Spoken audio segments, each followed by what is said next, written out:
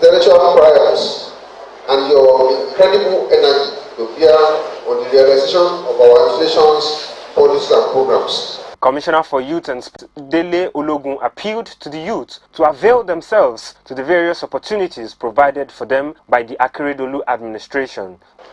This year provides an opportunity to make universal and equitable engagement. This informs the theme for this year's celebration, which is intergenerational solidarity, creating a world for all ages. The Special Advisor to the Governor on Rural Development, Mr. Babatunde Kolawole, and others urged the youth. Today, almost close to about 50% are young individuals. I really appreciate God because the state government have done their own part for the youth to enjoy themselves, to celebrate today. The youth must find solutions. Ondo State. Ondo State shares the RMEC site in Igbokoda, Ilaje local government area of the state, has been declared a tourism zone. Part of the commitment of the president, the governor, who said the idea will be executed through public-private partnership, reaffirmed his passion for a better Ondo State. The chief executive of Lakampine Beach Resort, Mr. Wanle Akimboboye, said the company decided to partner the state government to realize the passion of Governor Akeredolu to leave the state better than he met it. Ashores, where we have a lot of advantage in the country, we have made up a mind to declare it as a tourism zone. And plans are going to be afoot for the launch of the tourism zone. I am sure we are aware that there is 840 kilometers of beachfront in Nigeria across 6 states. Ondo State has the longest, almost 200 kilometers of it. The entire Dubai has a total of 70 kilometers of beachfront. They welcome 15.9 million visitors. We spend just $1,000 times 15.9 million people.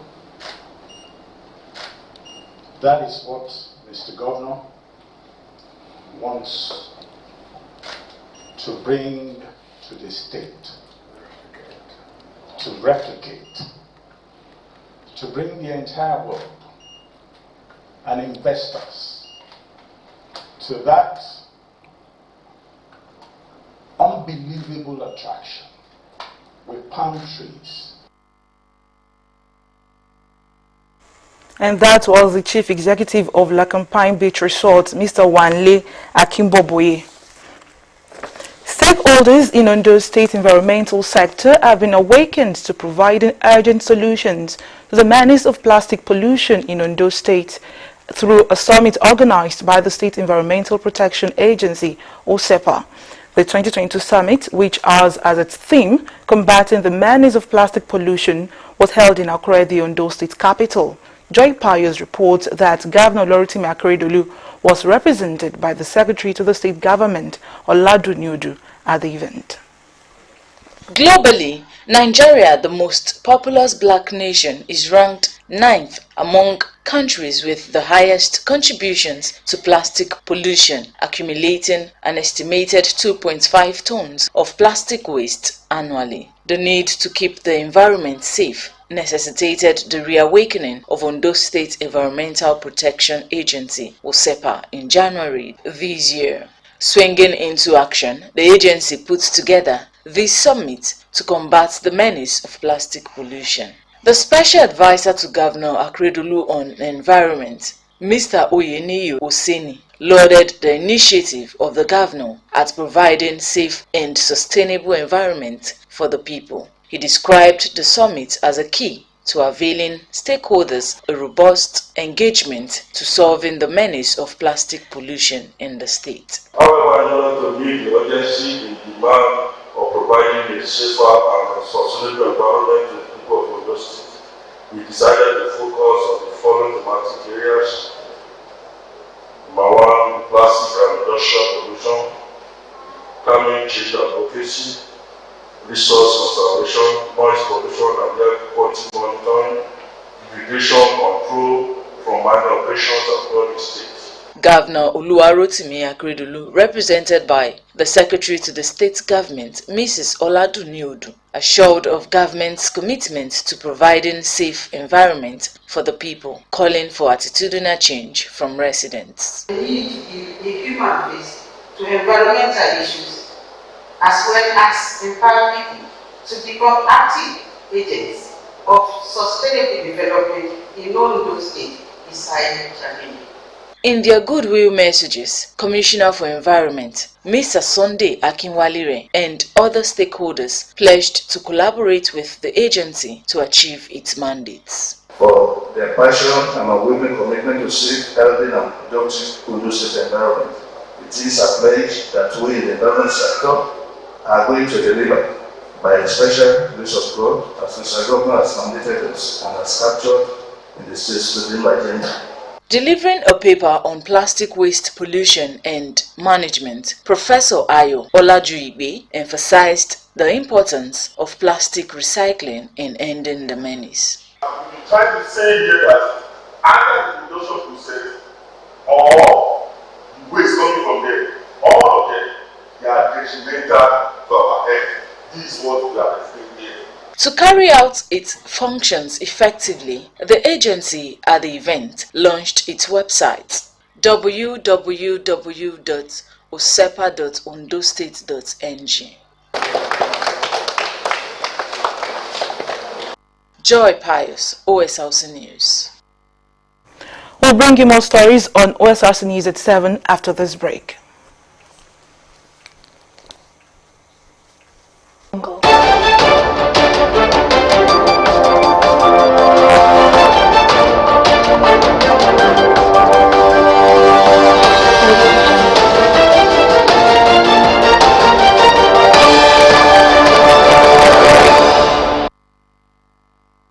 You're welcome back. You can watch us live on our website www.osrc.ng or follow us on Facebook, OSRC TV Ondo, and on YouTube you can subscribe to our channel, OSRC TV Ondo. We'll start the second segment with a spotlight on the International Youth Day. August 12 is a very important date in the global calendar set aside to celebrate International Youth Day. The purpose of this annual celebration, according to the United Nations, is to, among other things, raise voices against injustice and discrimination in the world against the youth. In this special report, Omori Olahungbeji takes a look at the exploits of Nigerian youths and the stumbling blocks. About 70% of the global population are under 30 and 42% are under age 15. The size and usefulness of the population offer great potential to expand Nigeria's capacity as a regional economic hub of Africa and the world. A young, large population could be an economic asset because population growth and urbanization go together, and economic development is closely correlated with urbanization. True to this, young Nigerians are making waves in their various fields of endeavors. The latest is Toby Amusan, who ruled the world in hurdles race.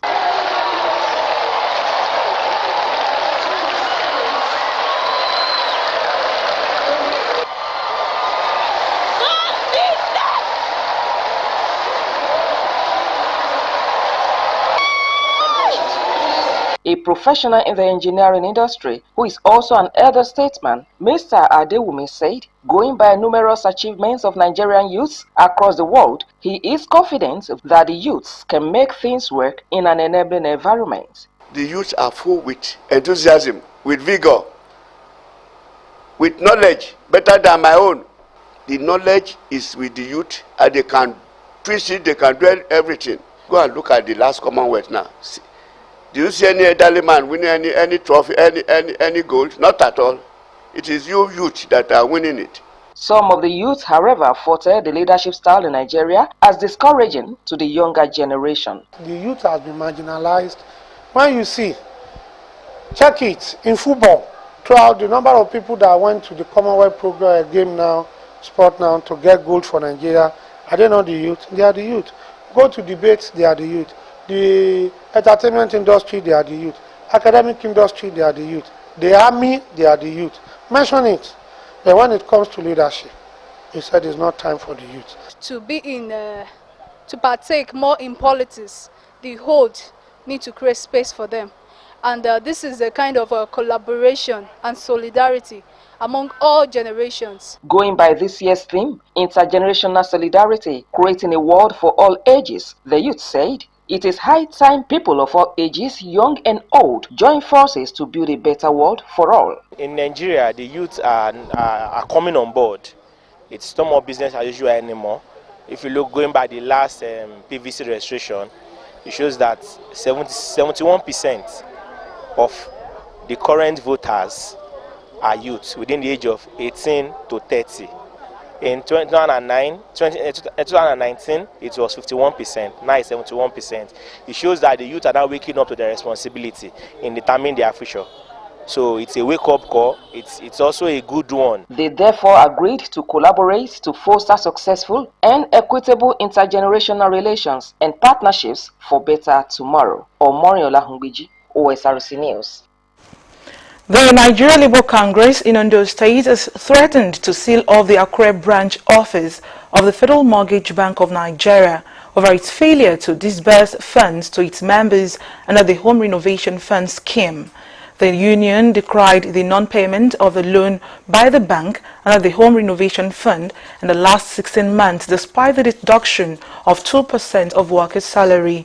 State Secretary of NLC, Shado Omokende, who led workers to the bank's premises at Okeada, Akure, said the Congress signed a memorandum of understanding with the bank and Ondo State government in January 2022 as part of measures to avail workers in the state the opportunity to be home owners.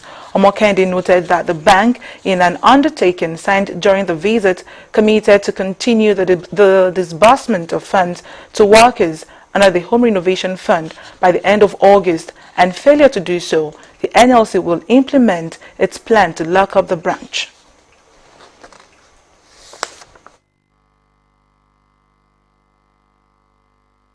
Been on the scheme before now, but it crashed along the way, and when the bank became reinvigorated with new board members and with the promise that they are bringing standard into the operations of the bank, we believed them.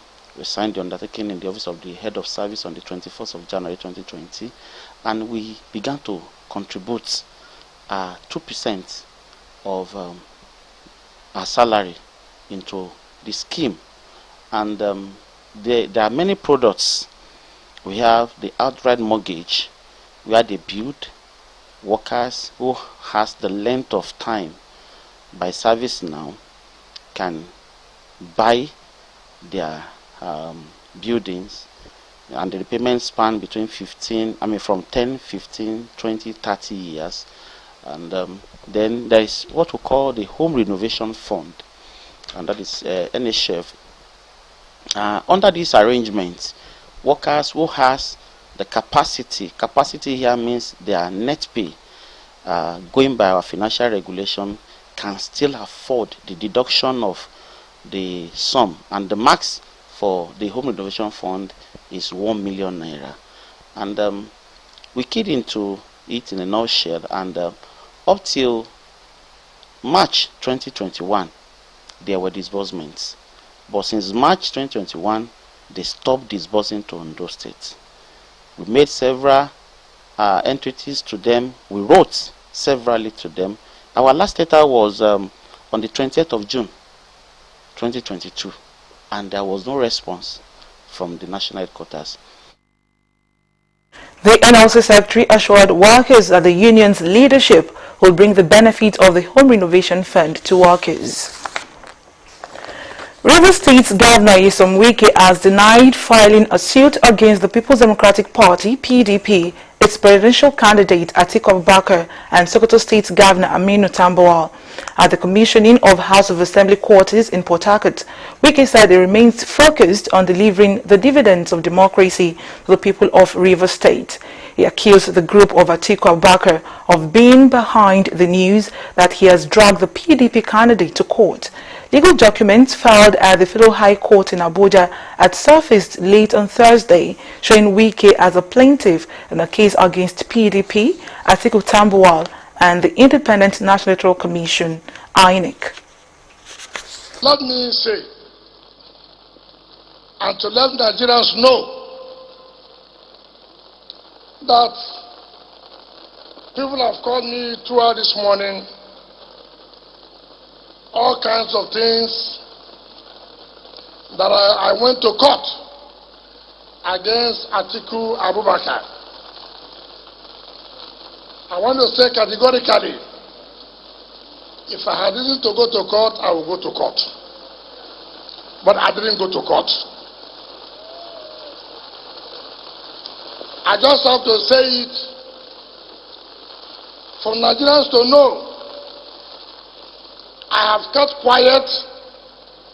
I'm busy delivering dividends of democracy. For my party to win election in Rivers State, people are busy plotting how they win election. Rather, our people are busy trying to see how they will lose election. If they lose election, nobody should call my name. I have told the candidates, you will lose this election, you will win this election because of people around you. Anybody who knows me knows too well. If I was going to court, I would have gone to court within 2 weeks after the primaries, because it is a pre-election matter.